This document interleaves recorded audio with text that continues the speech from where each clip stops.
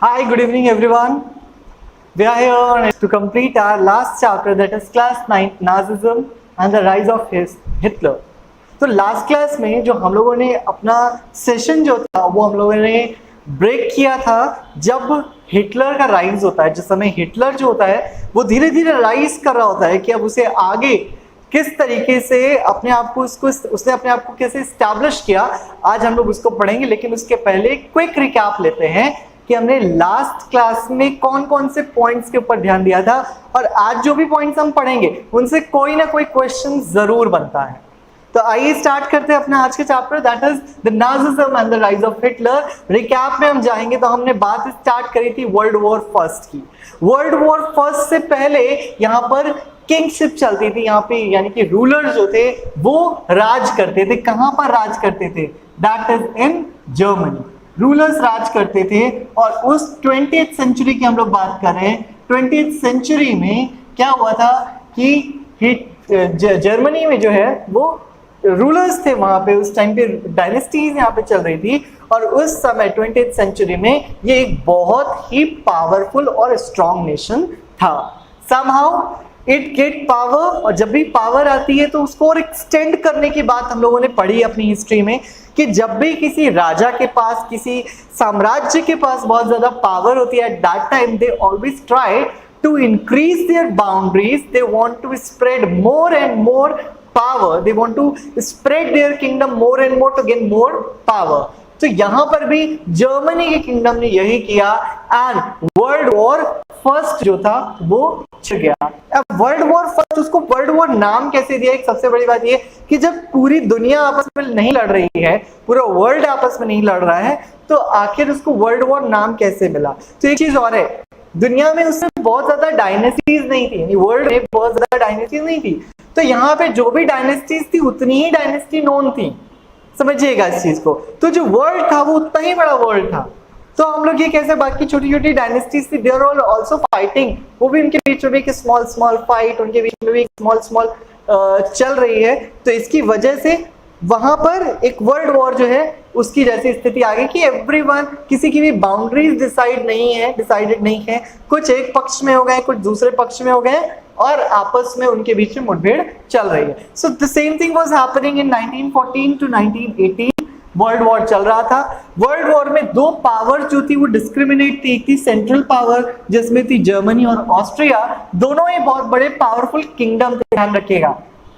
दूसरी तरफ थी आपकी एलीट पावर। एलीट पावर जो थी उसमें इंग्लैंड, फ्रांस और रशिया आपस में मिलकर के लड़ाई कर रहे थे और इन दोनों के बीच में युद्ध चल रहा था, आपस में लोग लड़ रहे थे एक दूसरे से। एट दैट टाइम यूएसए जो था वो बाहर था, USA was also a big power, लेकिन लेटर ऑन यूएसए जो है वो क्या हुआ, वो एलीट के साथ में जुड़ गया और एलीट के साथ जुड़ते ही क्या हुआ, पूरा का पूरा ये जो कहानी चल रही थी, जो वर्ल्ड वॉर थी, जहां जर्मनी और ऑस्ट्रिया जैसे पावरफुल किंगडम जीत रहे थे वर्ल्ड वॉर 1, वहीं यूएसए के एंट्री करने के बाद वो लोग हार गए और इंग्लैंड, फ्रांस और रशिया जो थे वो उन्होंने इनके ऊपर विजय प्राप्त कर ली, जीत गए। आफ्टर दैट क्या हुआ, जर्मनी को उन्होंने टारगेट किया। क्यों टारगेट किया, इसके ऊपर भी खास बात है कि ऑस्ट्रिया कहीं ना कहीं उनके कंट्रोल में था। ऑस्ट्रिया जो राज्य था, जो देश हम आज के टाइम पे जानते हैं, वो कहीं ना कहीं उनके कंट्रोल में था। अच्छा एक चीज और, यहाँ पे हम लोग एक बार देखेंगे एक मैप में कि किस तरीके से ये सारे नेशंस अपने आसपास हैं। यूरोप के मैप में, जब हम लोग यूरोप का मैप ओपन करेंगे जो कि आपके यहाँ पे ओपन हुआ है, इसमें आप देख सकते हैं कि किस तरीके से जर्मनी है, जर्मनी के बगल में फ्रांस है, नीचे आप देखेंगे तो वहां पे आपको ऑस्ट्रिया नजर आ जाएगा, साइड में आपको इंग्लैंड नजर आ रहा है। तो इस तरीके से सारे के सारे जो देश हैं वो इसके आसपास के देश है। दूसरी तरफ आप रशिया देखोगे अपने एरिया में बहुत बड़ा है। तो ये अभी क्या, आज के प्रेजेंट टाइम का मैप है, उसके बारे में बात करें। पहले क्या थे, सारी की सारी जो पावर्स थी। Okay, so if you're not able to watch the map, then you can definitely see in 1 or 2 seconds. So यहाँ पे आप लोग देखेंगे, okay, fine. Yeah, so now it's visible to you in this map. You can see कि किस तरीके से जो मैप है उसमें आप देख सकते हो कि ऑस्ट्रिया का और किंगडम्स जो है वो कितने पास पास है और ये किंगडम आपस में मिले हुए थे, Austria and Germany, they both work together and they both were fighting together in the first world war. अब देखिए क्या हुआ, इंग्लैंड, फ्रांस और रशिया आपस में मिले हुए थे, वो लोग लड़ रहे थे, हार रहे थे, लेकिन 1917 में यूएसए की एंट्री के बाद पूरा का पूरा सिनेरियो चेंज हो गया, जर्मनी और ऑस्ट्रिया जो थी हार गया। I think you can remove the map now. The treaty of Versailles, अब इसके बाद क्या हुआ, उन्होंने जर्मनी के ऊपर कहीं ना कहीं ज्यादा प्रेशर डालने की कोशिश करी। What was the reason behind that, why they want to put pressure on Germany? Because as I told you that Germany was a very powerful kingdom, they have lots of resources, they have lots of gold in their resource.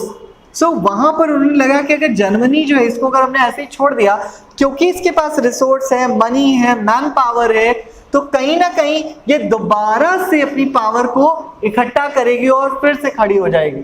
तो इस वजह से वो इसको पूरी तरीके से flat करना चाहते थे, पूरी तरीके से धराशायी करना चाहते थे। और इसके लिए क्या हुआ, वहां पर सबसे पहले तो वीमार रिपब्लिक का गठन किया गया। वीमार रिपब्लिक क्या थी, वीमार रिपब्लिक एक तरीके की संसद थी, या जैसे हमारे यहाँ हमने बताया था हमारे देश के बाद जब हमारा देश आजाद हुआ तो कांग्रेस की स्थापना हुई, वैसे ही वहां पे। और वहां के पार्लियामेंट का नाम हम लोगों ने पढ़ा था, दैट इज रीक्सटाग, उसको हम लोग रीक्सटाग बोलते हैं।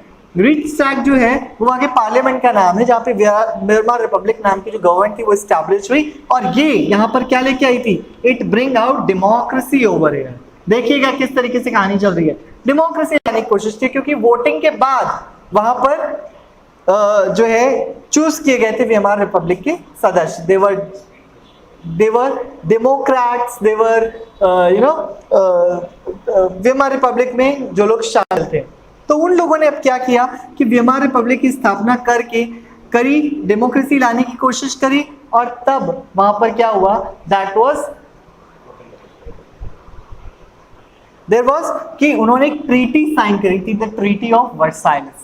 ट्रीटी ऑफ वर्साइलेस जो थी उसके तहत उन्हें कुछ चीजों के कुछ समझौते हुए थे जिनके ऊपर उन्हें हस्ताक्षर करने पड़े थे, और वो हस्ताक्षर किए थे वीमार रिपब्लिक ने। कौन से थे वो हस्ताक्षर, क्या थी ट्रीटी ऑफ वर्साइलेस, उसके बारे में भी हम लोगों ने पढ़ा था कि ट्रीटी ऑफ वर्साइलेस में उन्हें कुछ हार्श चीजें जो थी उनको उन्हें साइन करना पड़ा था, जिसमें उन्होंने अपनी 13% टेरिटरीज दे दी थी, 75% अपना आयरन दे दिया था, 26% कोल दे दिया था, जो कि फ्रांस ने, पोलैंड ने, डेनमार्क ने और लिथुआनिया ने उनसे ले लिया था। किस लिए लिया था, क्योंकि उन्होंने फ्रांस के ऊपर, जर्मनी के ऊपर टोटल ब्लेम लगाया था कि इस पूरे युद्ध की जिम्मेदारी आप लेंगे, और जब आप रिस्पॉन्सिबल हैं उस पूरे युद्ध की जिम्मेदारी का, तो युद्ध में जितना भी हमारा खर्चा हुआ है, जितना नुकसान हुआ है, वो सब भी आप ही फिल करेंगे। तो ये ब्लेम उन्होंने जर्मनी के ऊपर लगा दिया था।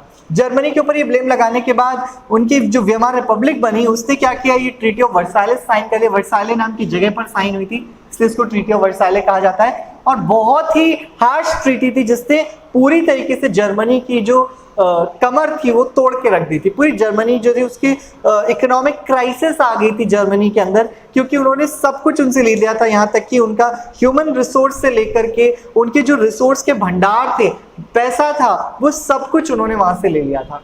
अल्टीमेटली क्या हुआ, हाइपर इन्फ्लेशन हो गया। हाइपर इन्फ्लेशन का कंडीशन वो होती है जिस समय जो करेंसी होती है किसी देश की वो बहुत ज्यादा नीचे गिर जाती है और उन्हें पैसों की किल्लत हो जाती है। हर एक व्यक्ति वहां पर गरीब होता है, इतना ज्यादा गरीब हो गया वहां पर व्यक्ति कि, और हुआ कैसे, उन्होंने अंधाधुंध पैसे छापने चालू कर दिए थे। और इन सबका एक बहुत बड़ा रीजन था। वो रीजन क्या था कि जो जर्मनी था उसके इन सब चीजों के पीछे क्या थे, क्योंकि उसने अपने पैसों को लगातार छापना स्टार्ट किया, अंधाधुंध उसने पैसे छापना स्टार्ट कर दिए, जिसकी वजह से उनके और ज्यादा जो अमाउंट था वो उनके मार्क, जो उनकी मनी था उसका जो अमाउंट था, जो उनकी वैल्यू थी मनी की, वो पूरी तरीके से नीचे गिरती जा रही थी। इसका डेटा हमने आपको बताया था कि किस तरीके से करोड़ों में चली गई थी एक मार्क की वैल्यू।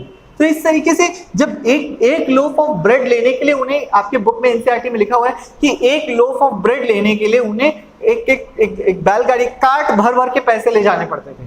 तो ये कंडीशन आ गई थी, इतनी गरीबी वहां पर आ गई थी। और उसके बाद अमेरिका को लगा, यूएसए को लगा कि कहीं ना कहीं थोड़ी सी ट्रीटी हार्श है, तो उन्होंने क्या किया, उन्होंने जर्मनी के ऊपर कुछ इन्वेस्टमेंट्स किए और जर्मनी की कुछ कंपनीज को सपोर्ट किया ताकि वो थोड़ा सा ग्रो अप हो सके।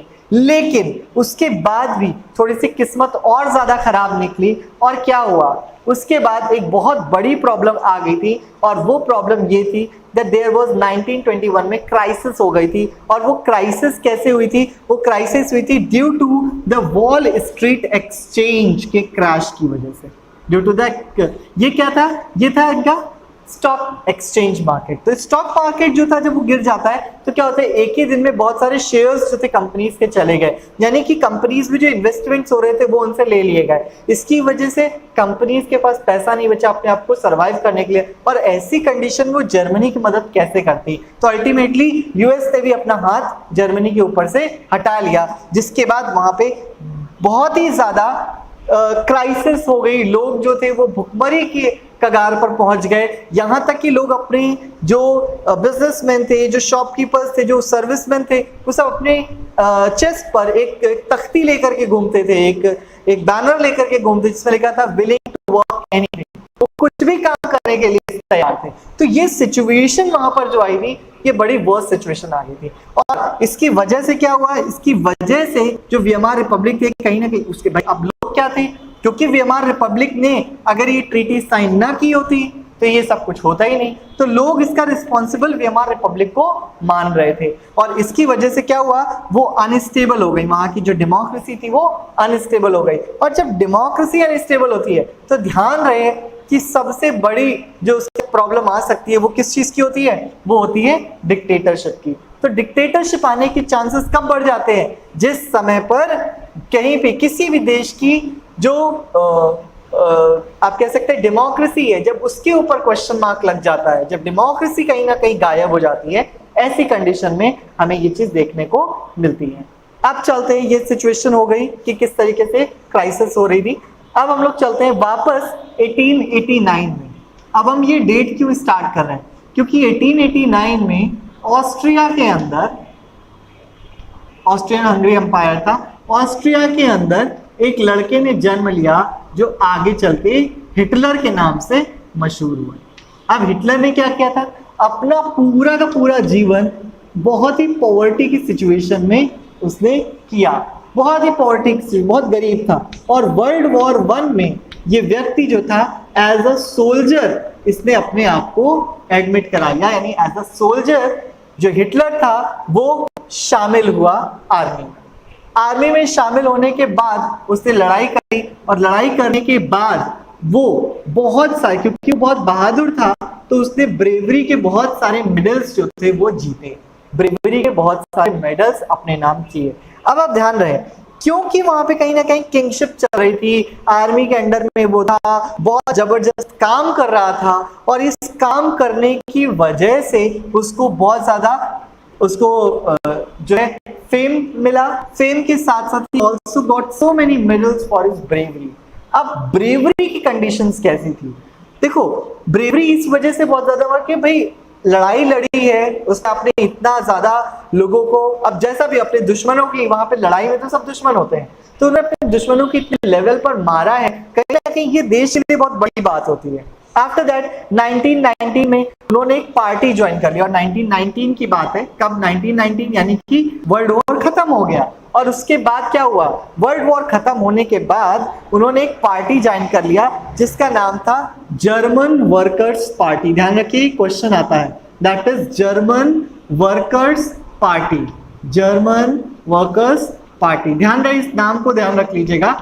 अब ये जो जर्मन वर्कर्स पार्टी था इसको उन्होंने ज्वाइन कर लिया। जर्मन वर्कर्स पार्टी को ज्वाइन करने के बाद थोड़े ही दिन बाद, क्योंकि भाई वो बहुत ब्रेवर, और भी हम अभी उनके लक्षणों के बारे में पढ़ेंगे कि हिटलर के अंदर वो कौन सी क्वालिटीज थी जो उसको हिटलर बनाती है ना, लोगों की इतनी चाहता बन गया था, सवेनियर बन गया था, रक्षक बन गया था लोगों का, एक तरीके का मसीहा बनकर के सामने आ गया था। क्या कारण था कि हिटलर जो है वक्त इतना मसीहा बन गया लोगों का, तो जर्मन वर्कर्स पार्टी में उसने एज अ मेंबर ज्वाइन किया, और बहुत ही जल्द वो यहाँ का लीडर बन के सामने आया। कहाँ का लीडर बन गया, जर्मन वर्कर्स पार्टी। और यहां तक कि उसने क्या कर दिया, इस पार्टी का नाम भी चेंज कर दिया, और इसने नाम चेंज करके nationalist socialist German workers party, जिसे हम लोग नाजी के नाम से जानते हैं।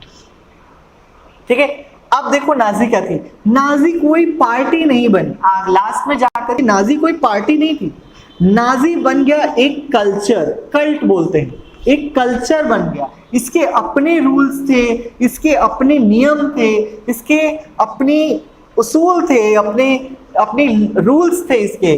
तो नाजी जो था ये अपने आप में एक पूरा का पूरा कल्चर के रूप में, एक नाजी कल्चर के रूप में उभर करके सामने आया, जिसने लोगों को इन्फ्लुएंस किया, मैनिपुलेट किया, मोटिवेट किया, सब कुछ किया। और इस पूरे का जो हेड था वो कौन था? That was the Hitler. Hitler was the head of all this.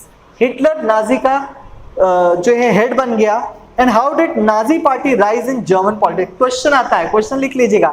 How did Nazi party join, how did Nazi party rise in German politics? Nazi party German politics में किस तरीके से राइज करता है?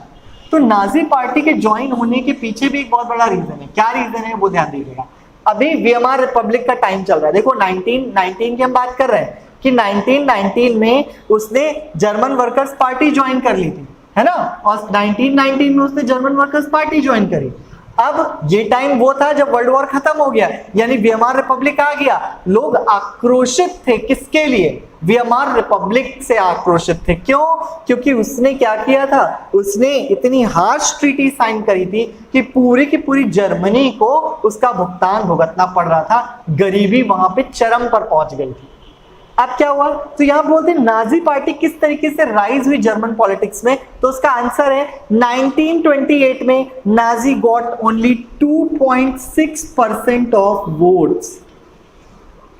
अब देखो वोट्स की बात हो रही, क्यों? वीएमआर रिपब्लिक है, वोटिंग हो रही है, पार्टीज, छोटी छोटी पार्टीज खड़ी हो रही हैं, लोग जिसको चूज करेंगे वही वो सत्ता में आएगा। तो डेमोक्रेसी काइंड ऑफ थिंग यहां पर है। अब ध्यान दीजिएगा 2.6 कब? 1928 में जब इलेक्शन हुए तो उन्हें मात्र 2.6% ऑफ वोट्स मिले। अगर हम देखें आफ्टर दैट क्या हुआ? The great depression got impressed by the propagandas of Nazi party and Nazi became a mass movement. अब इतने कम वोट मिले, कहीं स्टैंड नहीं करती ये पार्टी, लेकिन क्योंकि लोग वीएमआर रिपब्लिक से पूरी तरीके से खुश नहीं थे, उसको जो उनको नवंबर क्रिमिनल्स का नाम दे दिया था, क्योंकि नवंबर के मंथ में उन्होंने इतनी हार्श ट्रीटी साइन करी थी जिसकी वजह से पूरा जर्मनी कंगाल हो गया था। तो उन्होंने उनको नवंबर, और नवंबर क्रिमिनल्स से भी एक क्वेश्चन आता है, हमने लास्ट क्लास में पढ़ा था। तो नवंबर क्रिमिनल्स का नाम दिया और उनके साथ जब इलेक्शन में खड़े हुए तो नाजी पार्टी को बहुत ज्यादा वोट्स नहीं मिले, 2.6% वोट्स मिले। लेकिन उसके बाद जो नाजी पार्टी के जो प्रोपेगेंडास थे, ध्यान रखिएगा, नाजी पार्टी के जो प्रोपेगेंडास थे। अब प्रोपेगेंडास क्या होते हैं? प्रोपेगेंडास ये होते हैं जो भी हम लोग पढ़ेंगे आगे कि क्या प्रोपेगेंडास थे जिसने लोगों को इतना इंप्रेस किया। यानी कि अगर आप इलेक्शन में देखोगे, जब इलेक्शन का टाइम आता है तो आप देखो हर पार्टी अपनी कुछ चीजें लेकर के सामने आती है, उसको लेकर के वो बोलती है भाई ये चीजें हैं जो अगर हम जीत गए तो हम ये करेंगे, है ना। फॉर एग्जाम्पल हम किसानों का लोन माफ करा देंगे, जो आपने हाल ही में कुछ वादे सुने होंगे पार्टीज के। तो उसी तरीके से यहां पर भी नाजी पार्टी के कुछ प्रोपेगेंडास थे और नाजी पार्टी के प्रोपेगेंडास से लोग बहुत ज्यादा प्रभावित भी थे, बहुत ज्यादा लोग उनसे प्रभावित थे। और इसका क्या कारण था जिससे कि लोग प्रभावित थे, वो हम लोग अब यहाँ पे पढ़ने जा रहे हैं। That is it became popular in 1932 और इसके बाद वो इतना पॉपुलर हुआ कि 1932, देखिएगा 1928 में उन्हें 2.6% वोट मिले, वहीं 1932 में they got 37% of votes, 37% of votes and became the largest party in the entire Germany. और वो जर्मनी के एक लार्जेस्ट पार्टी के रूप में सामने आई। तो क्वेश्चन क्या था हमारा? How did Nazi party rise in Germany? तो आंसर में आप लोग क्या लिखोगे? क्वेश्चन ध्यान से सुना आप लोगों ने।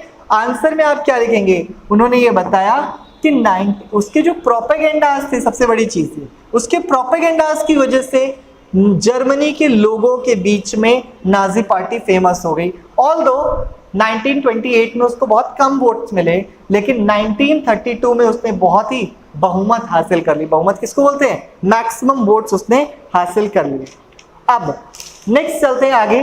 तो हिटलर कि वो कौन से प्रोपेगेंडास थे जिसकी वजह से उसने वीएमआर रिपब्लिक, अब देखिए एक तरफ नाजी पार्टी है और एक तरफ है वीएमआर रिपब्लिक, ठीक है।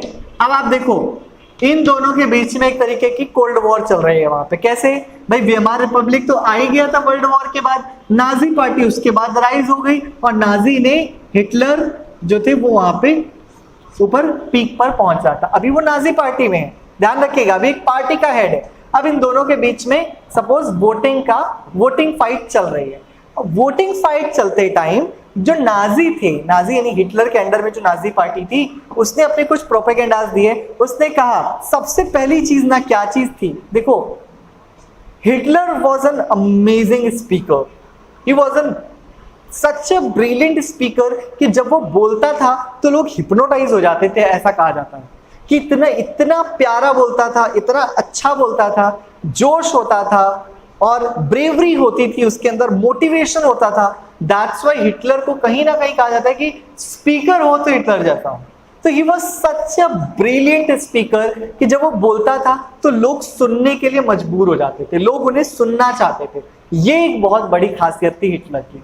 तो सबसे पहली चीज ये, और जब जर्मनी जो थी बहुत ज्यादा वीक थी, वीक मतलब भाई उनकी जो पार्लियामेंट है वो बहुत वीक चल रही है इस समय, क्योंकि लोग उसको पसंद नहीं कर रहे हैं। तो उस समय पे क्या हुआ, उसने कहा कि सबसे पहले तो he will make Germany a strong nation. उसने सबसे पहला वादा जो किया वो ये नहीं किया कि हम अपनी पार्टी को स्ट्रॉन्ग बनाएंगे, हम लोगों का।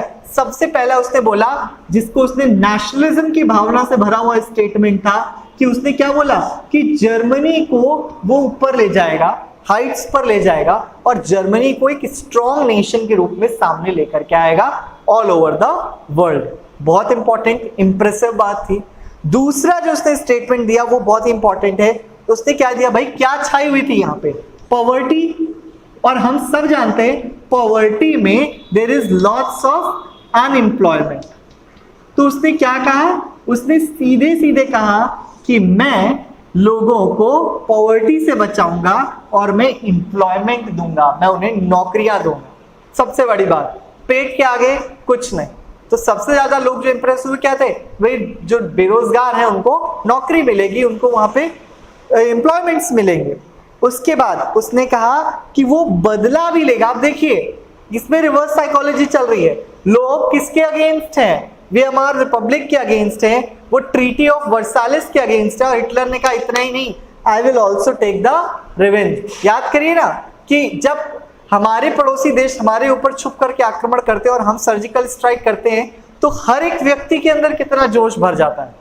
तो यहां तो उनकी कमर ही तोड़ दी गई थी, उन्हें गरीबी की दलदल में डाल दिया गया था। So at that time, the revenge kind of thing was growing inside every German citizen. So that's why what happened, that now when he broke out the statement that he will take the revenge of the Treaty of Versailles, then every citizen was completely mesmerized with it, and he wanted that yes, we want to take revenge of the harsh treaty that was done after World War I. So that was also one of the propagandas given by the Hitler, or we can say given by the Nazi. The last but not the least, he will remove foreign influence from Germany. और उसने कहा कि वो हर तरीके का जो foreign influence है, foreign influence का मतलब समझ गए कि विदेश, फ्रांस ने उनके ऊपर कैप्चर कर लिया, जब चाहता है गोल्ड लेके चला जाता है, जब चाहता है कोल खत्म कर देता है, जब चाहता है उनका राइनलैंड खाली कर रखा है उसने, है ना।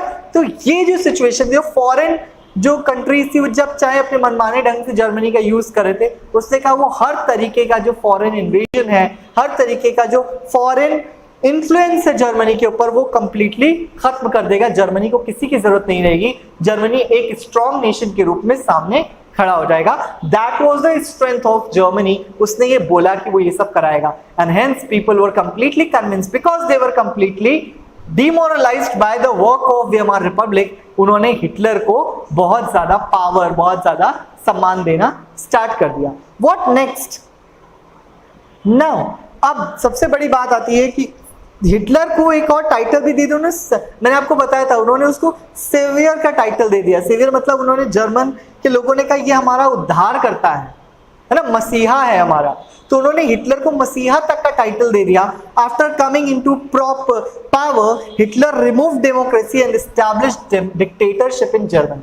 अब क्या हुआ, उसने यहां से क्या खत्म कर दिया, जब वो इतना ज्यादा पावरफुल आ गया, पावर में आ गया, तो उसने वहां से डेमोक्रेसी को हटा दिया, उसने डेमोक्रेसी को हटा दिया, और डेमोक्रेसी को हटाने के बाद वहां पर डिक्टेटरशिप कायम कर दी।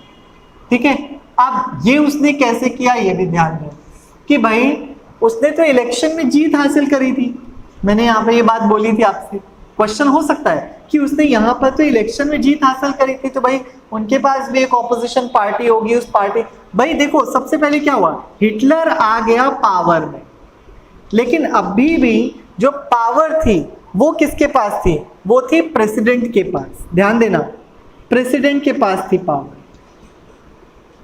अब जब प्रेसिडेंट के पास पावर थी सारी की सारी, वहां के प्रेसिडेंट का नाम जो था वो आपको दिया था, that is Hindenburg. Hindenburg was the name. Hindenburg was the name of the president of Germany at that time.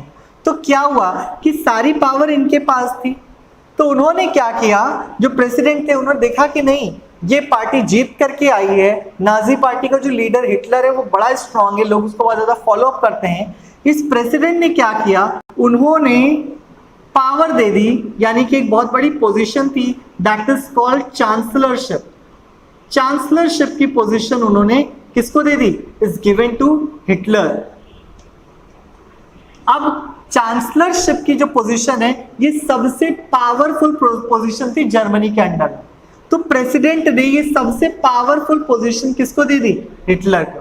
अब जब उसके पास पावर आ गई, सारी पावर को एक्सेस करना उसको आ गया कि पावर को उसे कैसे यूज करना है, तो उसने क्या किया, उसने सीधे सीधे डिसमेंटल कर दिया डेमोक्रेसी को। उसने सीधे, सबसे पहली चीज तो उसने क्या किया, कहा जाता है कि उसने पार्लियामेंट में फायर डिक्री करा दी। फायर डिक्री, डिक्री मतलब होता है ऑर्डर, यानी कि इसके ऑर्डर पर पार्लियामेंट में आग लगा दी गई। तो उसने क्या किया, सीधे जाके पार्लियामेंट को फूंक दिया। जब पार्लियामेंट गिर गया तो कहीं ना कहीं जो डेमोक्रेसी थी उसमें अनस्टेबिलिटी और ज्यादा बढ़ गई, ऑलरेडी लोग उसको पसंद नहीं कर रहे थे, उसने आग लगा दिया पार्लियामेंट को, अनस्टेबिलिटी बढ़ गई। इसके बाद 28 Feb 1933 में जर्मन पार्लियामेंट को बर्न कर दिया गया and civic right were suspended like freedom of speech, press, assembly that were guaranteed by the Weimar Republic। अब जाहिर सी बात है जब हम वियमार रिपब्लिक की बात करते हैं तो वियमार रिपब्लिक ने इनको डेमोक्रेटिक पावर दी हुई थी, किसको, जर्मनी के सिटीजन्स को। अब वो डेमोक्रेटिक पावर्स कौन कौन सी थी, वो डेमोक्रेटिक पावर्स आपकी आती हैं जैसे right to speak, like freedom of speech, है ना, हम लोगों ने पढ़ा हुआ है, फ्रीडम ऑफ स्पीच आती है।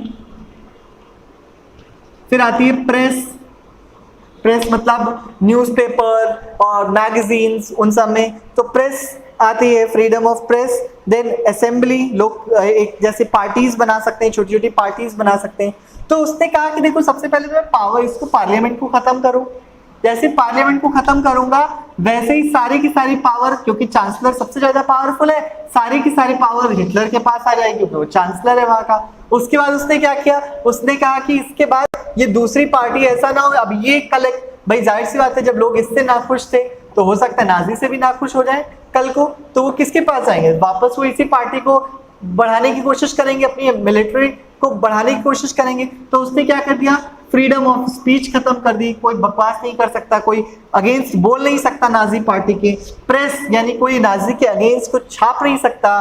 प्लस उसने ये असेंबली, कोई भी पार्टी नहीं बना सकता। उसने ये सारे जो सिविक राइट्स थे वो सारे खत्म कर दिए। सिविक राइट्स को खत्म करने के बाद ये चीज उसने कब करी थी, ध्यान रखिए 28 फरवरी को उसने ये किया, और उसके बाद 3 मार्च को इनेबलिंग एक्ट पास कर दिया to establish dictatorship that all power come into the Hitler hand. Enabling power यानी कि अब किसी के पास ज्यादा पावर रह नहीं गई, तो उसने कह दिया हम सारी की सारी पावर उसने अपने हाथ में ले ली, दैट इज इनेबलिंग एक्ट उसने पास कर दिया। Ban on all political parties and trade union except Nazi party, उसने नाजी पार्टी के अलावा सारी पार्टी जो थी उनका अस्तित्व खत्म कर दिया जर्मनी के अंदर से। सारी पार्टीज का अस्तित्व जर्मनी के अंदर खत्म कर दिया। केवल ट्रेडिंग होगी तो नाजी के साथ होगी, किसी भी तरीके की पार्टी स्टैब्लिशमेंट होगी तो नाजी के साथ होगी और किसी के साथ कुछ भी नहीं होगा। Economy, media, army, judiciary was now under the state and now under the Hitler. क्या चीज थी? वो चारों चीजें। इकोनॉमी हिटलर के अंडर में, नाजी पार्टी के अंदर में। मीडिया केवल हिटलर और नाजी पार्टी की बड़ाई छापेगा, किसी भी तरीके से उनके अगेंस्ट नहीं बोलेगा। आर्मी जो कहीं और जाकर इकट्ठा हो सकती है, उसे पूरी आर्मी अपने अंडर में ले ली। एंड देन जुडिशरी, जो जजमेंट था, जो जजेस थे, वो भी किसके अंडर में आ गए? हिटलर के अंडर में ही वर्क करेंगे। तो इस तरीके से उसने पूरे के पूरे जर्मनी के ऊपर अपनी चीजें स्टैब्लिश कर दी। अब बात आ गई थी डिक्टेटरशिप की, पूरी तरीके से डिक्टेटरशिप स्टैब्लिश हो गई। अब डिक्टेटरशिप आज के टाइम पे स्टैब्लिश है, ऐसा ना हो कि आने वाले टाइम पे फिर से कोई नया लीडर जो है वो जन्म ले, फिर से कोई नया लीडर आए और वो नया लीडर आ करके दोबारा से यहाँ पर मुझे हटाने की कोशिश ना करने पड़े। ऐसा ना हो कि दूसरी पार्टी आए और वो हिटलर का जो पूरा का पूरा उसने साम्राज्य इकट्ठा किया उसको तोड़ दे। उसने क्या किया? उसने टीचर्स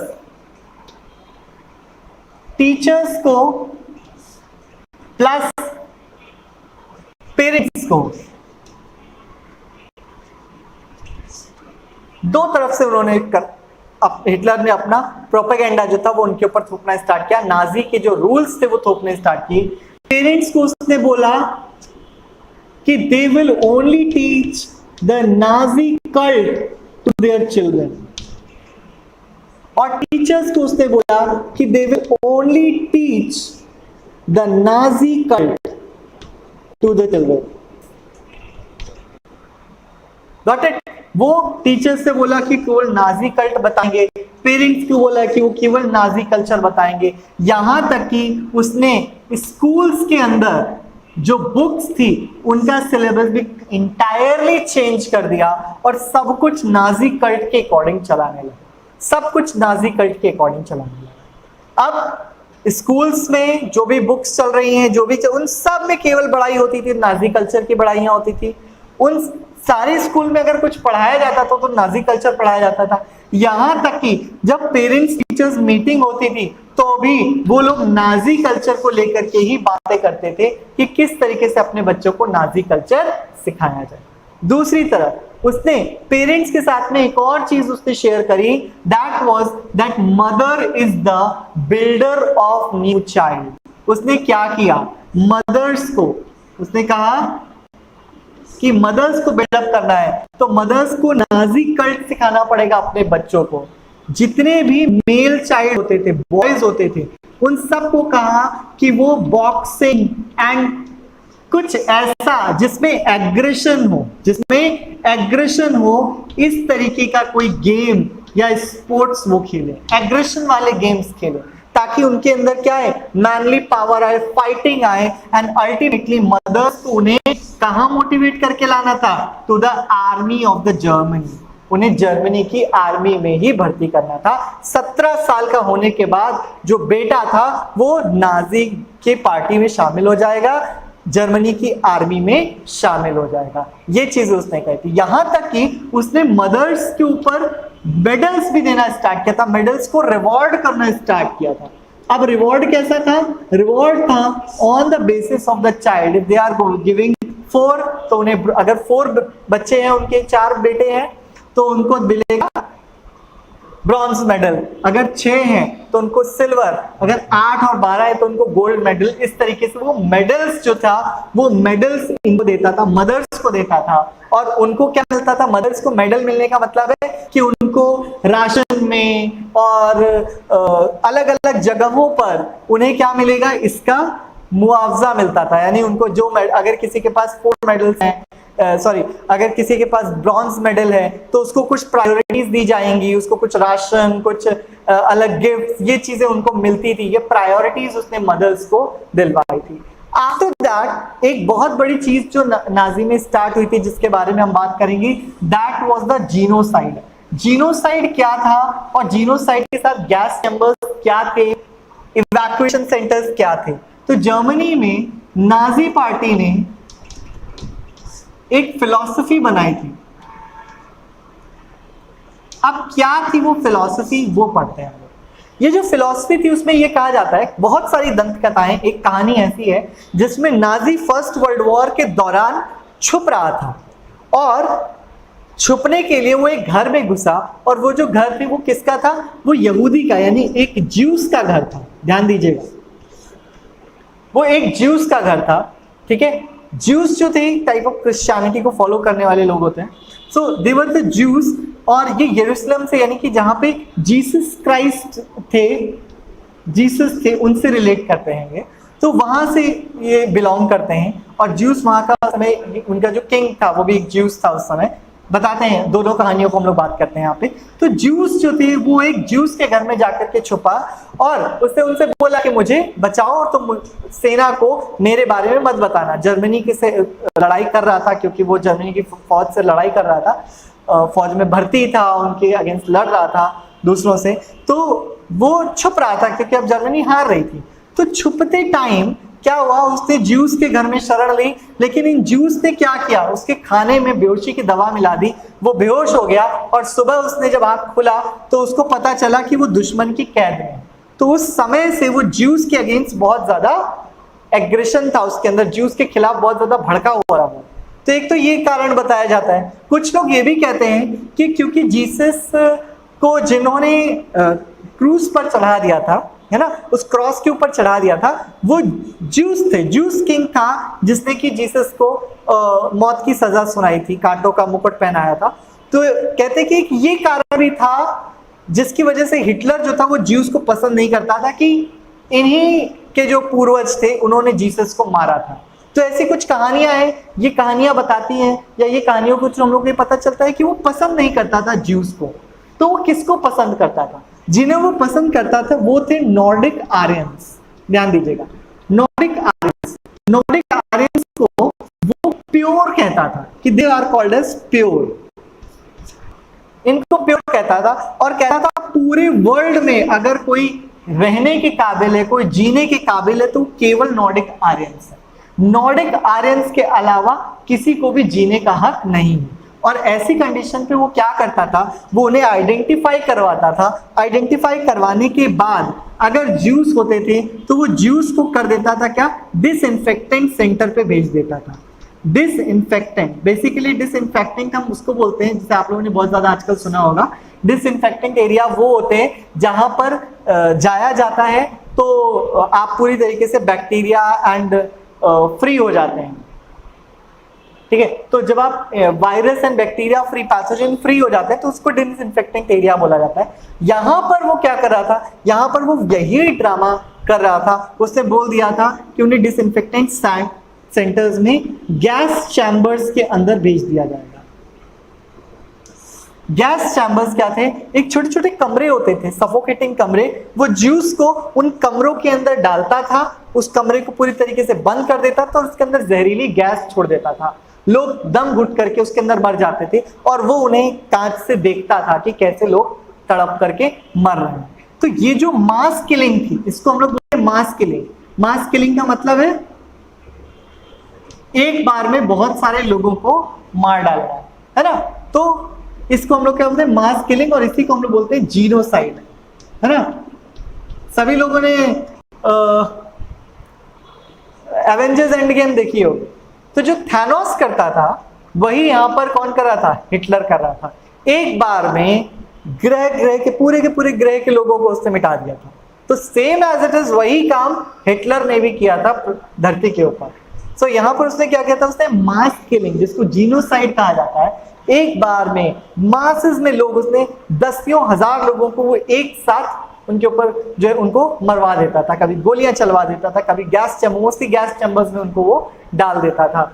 तो इस तरीके से वो मास किलिंग करता आ रहा था। और उसने क्या बोला था, केवल नॉर्डिक आर्यंस जो है केवल उनको जीने का अधिकार है। हालांकि वो कुछ और भी कुछ साइंटिफिक रीजंस भी इसके ऊपर देता था, कुछ इवोल्यूशन की, डार्विन की थ्योरी भी देता था। लेकिन डार्विन की थ्योरी जो थी वो एनिमल्स के ऊपर अप्लाइड होती है, ना कि ह्यूमंस के ऊपर। है ना, वो एनिमल्स के ऊपर अप्लाई की जाती थी। लेकिन वो क्या कर रहा था, वो सारे के सारे लोगों के ऊपर डार्विन थ्योरी लगाता था, वो सारे के सारे लोगों के ऊपर वो थ्योरीज लगा करके उनको किल कर रहा था। और इस तरीके से वो चाहता था कि पूरे वर्ल्ड में केवल नॉर्डिक आर्यन सर्वाइव करे। इसके बाद हम लोग बोलते हैं ऐसे लोग को महत्वाकांक्षी, हिंदी में वर्ड होता है महत्वाकांक्षी। तो इतना ज्यादा महत्वाकांक्षी हो गया कि उसने धीरे धीरे अपनी बाउंड्रीज को इंक्रीज करना स्टार्ट किया। क्यों? क्योंकि अब वो जर्मनी को नहीं, पूरे वर्ल्ड को अपने अंडर में लेना चाहता था। वो पूरे वर्ल्ड का राजा बनना चाहता था, सम्राट हम जिसको कह सकते हैं। तो उसका ये सपना था। तो उसने उस सपने में क्या किया, पहले तो अपने आप को पावरफुल किया। यालमार शाक्ट जो उसके यहाँ पे एक इकोनॉमिस्ट थे, उस इकोनॉमिस्ट को उसने बहुत ज्यादा इंपॉर्टेंस दी और उस इकोनॉमिस्ट के साथ मिल करके उसने जर्मनी की इकोनॉमी को भी बहुत ऊपर पहुंचा दिया। तो इस तरीके से जर्मनी वापस एक फुल पावरफुल कंट्री के रूप में सामने आया और अब उसकी महत्वाकांक्षाएं और ज्यादा बढ़ गई थी। और इस महत्वाकांक्षा के चलते उसने क्या किया, उसने ब्रिटेन के ऊपर, सबसे पहले उसने रशिया के ऊपर फाइट स्टार्ट कर दी।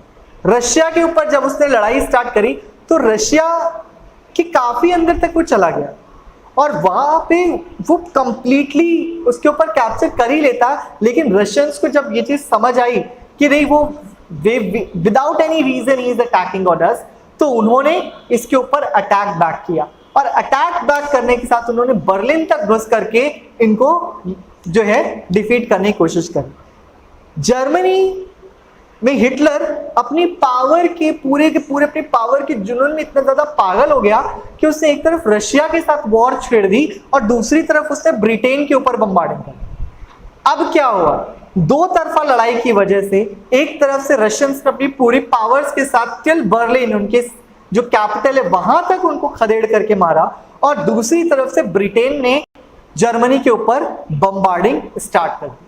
अब एक मैप हम देखेंगे कि किस तरीके से इससे यहाँ पे जो है एलीट पावर जो थी वो किस तरीके से और ज्यादा ऊपर बढ़ी, और साथ ही साथ उसमें देखेंगे कि जो सेंट्रल पावर थी, है ना, एक्सेस पावर जिसको हम लोग बोलते हैं, उसमें एक और कंट्री जो थी वो शामिल हो गई है। अगर मैप आ गया है आपकी स्क्रीन के ऊपर, अभी आ जाएगा 1 या 2 मिनट में, तो आप देखोगे उसमें किस तरीके से उसने दूर कंट्री में जा करके एक इस्टेब्लिशमेंट किया, उन कंट्रीज को अपना साथी बनाया और कैसे उसने कोशिश करी कि वो पूरे वर्ल्ड के ऊपर कैप्चर करेगा। और जैसा मैंने अभी आपको बताया, एक तरफ तो उसने रशिया से लड़ाई स्टार्ट कर दी, आप देखेंगे एक तरफ उसने रशिया से लड़ाई स्टार्ट कर दी और दूसरी तरफ जो लड़ाई उसकी चल रही थी वो उसने ब्रिटेन के साथ छेड़ दी, ब्रिटेन के साथ लड़ाई कर दी। अब यहां पर आप देखो कि ब्रिटेन की एक तरफ से तो आप देखोगे कि ब्रिटेन जो है उसके साथ लड़ाई हो रही है। मैप ले लेता हूं, यहाँ पे आप देखिए एक साइड ब्रिटेन अगर आपको दिख रहा है तो वहां ब्रिटेन है और दूसरी तरफ आप देखेंगे तो रशिया है। दोनों तरफ से लड़ाई जो है वो स्टार्ट हो चुकी है। If it is visible, I think it is not visible, okay okay, don't worry, you can also check it out. अगर आपको रशिया दिख रहा होगा, बड़ा सा, बहुत बड़ा सा रशिया दिख रहा है, तो एक आपको अंदाजा मिल जाएगा। आप जरूर इसको मैप में पढ़िएगा तो आप देखेंगे कि जर्मनी के बगल में रशिया है ना, उसके बगल के साइड के एरियाज में that there is the Russia. और पोलैंड के ऊपर सबसे पहले तो जर्मनी ने क्या किया, पोलैंड के ऊपर कैप्चर किया। पोलैंड के ऊपर कैप्चर करने के बाद उसने रशिया के ऊपर कैप्चर करने की कोशिश करने लगा। पोलैंड जो था, ध्यान दीजिएगा, पोलैंड का एक सॉफ्ट कॉर्नर था ब्रिटेन के साथ, तो इस वजह से ब्रिटेन ने उसके ऊपर बम्बार्डिंग स्टार्ट कर दी। ध्यान रखिएगा, पोलैंड के ऊपर जर्मनी ने कैप्चर किया, लेकिन पोलैंड के कुछ अच्छे रिलेशनशिप्स थे किसके साथ, ब्रिटेन के साथ। तो इस वजह से क्या हुआ कि ब्रिटेन ने पोलैंड की रक्षा में जर्मनी से लड़ाई स्टार्ट कर दी और दूसरी तरफ जो हिटलर था उसने रशिया के साथ लड़ाई स्टार्ट कर दी। अब रशिया के साथ लड़ाई स्टार्ट करने की वजह से प्रॉब्लम क्रिएट हो गई। दो तरफा बम्बार्डिंग जो था वो जर्मनी झेल रहा था। दूसरी तरफ उसने जापान को कहीं ना कहीं अपने साथ मिलाया हुआ था। जापान जो था वो भी जर्मनी के साथ मिला हुआ था एंड जापान को भी लग रहा था कि ये पावरफुल कंट्री हमारे साथ है तो कहीं ना कहीं हम पूरी तरीके से कैप्चर कर सकते हैं। और जापान के दिमाग में क्या चल रहा था, जापान पूरी तरीके से इंडो चाइना के ऊपर कैप्चर करना चाहता था। अब आप सोचोगे इंडो चाइना क्या है। जब हम लोग म्यांमार, फिलीपींस और इन सब जो हमारे इंडिया के बगल का जो एरिया हम लोग देखते हैं, है ना, वेस्ट बंगाल से और साइड में जाते हैं तो म्यांमार और फिलीपींस का जो एरिया है, ये एरिया जो आता है ये पूरा बहुत ही रिसोर्सेज से भरा हुआ एरिया है। ये एरिया के ऊपर जापान कैप्चर करना चाहता था। तो जापान यहाँ कैप्चर करता, ऑलरेडी फ्रांस ऑलरेडी यहाँ पे अपना इन्फ्लुएंस बनाया हुआ था, फ्रांस यहाँ पे कैप्चर करना चाहता था। तो जापान ने इंडो चाइना के ऊपर कैप्चर करने के ऊपर, फिलीपींस और इधर के एरिया के ऊपर कैप्चर करने के ऊपर इसने क्या किया, वहां पर पर्ल हार्बर नाम की एक जगह है जहां पे अमेरिका के जहाज खड़े होते हैं, बड़े बड़े शिप्स खड़े होते हैं। जापान ने क्या किया, अपने जोश में आकर के उसने उन जहाजों के ऊपर, उस पर्ल हार्बर के ऊपर बम्बार्डिंग कर दी।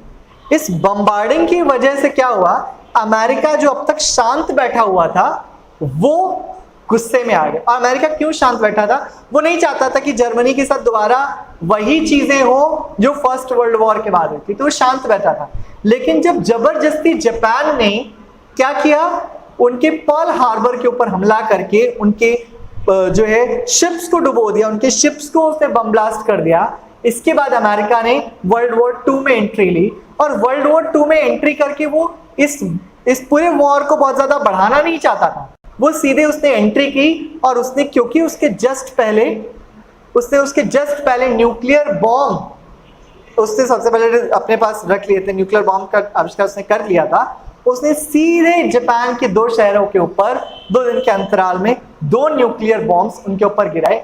दूसरी तरफ हिटलर जो था वो हार चुका था, हिटलर की सेना हार चुकी थी, और हिटलर ने एक बंकर होता है जमीन के नीचे, एक बॉक्स बनाया जाता है ताकि बाहर अगर बम्बार्डिंग वगैरह चल रही है, युद्ध चल रहा है, तो उसके अंदर जाकर के सेव हो सके, बच सके। तो उसको पता चल गया था हिटलर को कि अब ये सब लोग आ रहे हैं और वो चुन चुन के नाजी पार्टी के जो लोग हैं उनको किल करेंगे, कहीं ना कहीं रिवेंज लेंगे, जैसा उसने ज्यूस के साथ किया है, तो वैसे ही उसके साथ होगा। और इस वजह से हिटलर की सेना हार गई। हिटलर ने बंकर में जाकर अपने आप को गोली मार ली और उसने अपने आप को खत्म कर दिया। दूसरी तरफ जापान के ऊपर 2 एटम बॉम्ब गिर गए, इसके बाद कुछ करने के काबिल रहा नहीं, और यहीं पर वर्ल्ड वॉर 2 एंड हो जाता है, और यहीं पर हिटलर का किस्सा भी एंड हो जाता है। तो ये जो पूरा का पूरा वर्ल्ड वॉर 2 था, इसकी भी पूरी की पूरी जिम्मेदारी कहा जाता है कि that is also upon Hitler. Hitler नहीं होता तो ये वर्ल्ड वॉर 2 भी नहीं हुआ होता। सो ये पूरी की पूरी आपकी स्टोरी लाइन थी एनसीईआरटी में। अब आप पढ़ेंगे ना तो कहीं ना कहीं आपको पूरा का पूरा एक विजुअलाइजेशन होगा, एक पूरी की पूरी स्टोरी आपके सामने चल रही है, एक मूवी चल रही होगी। And I think that will be the best thing while reading history, कि जो आप पढ़ो वो आपके सामने विजुअलाइज हो। So definitely go for it. And अगर आपके कुछ क्वेश्चन हो तो आप कमेंट बॉक्स में कमेंट करके भी पूछ सकते हैं। We will definitely cover these questions. और कुछ छोटे छोटे टॉपिक्स हैं जो अभी हमारे पास बचे हुए हैं, कहीं ना कहीं हम अपनी रिवीजन क्लास में उन सारे टॉपिक्स को अमालगमेट करके दोबारा से उन्हें पढ़ेंगे। कुछ डिटेल्स के साथ हम लोग कुछ क्वेश्चंस को सॉर्ट आउट करेंगे, ताकि ये चैप्टर और भी ज्यादा इंटरेस्टिंग होने के साथ साथ आपके दिमाग में अच्छी तरीके से एब्जॉर्ब हो जाए, ताकि आप एग्जाम में अच्छे मार्क्स गेन कर सकें। आई विश ये चैप्टर आपको बहुत अच्छे से समझ में आया होगा। हम लोग मिलते हैं अपने नेक्स्ट वीडियो में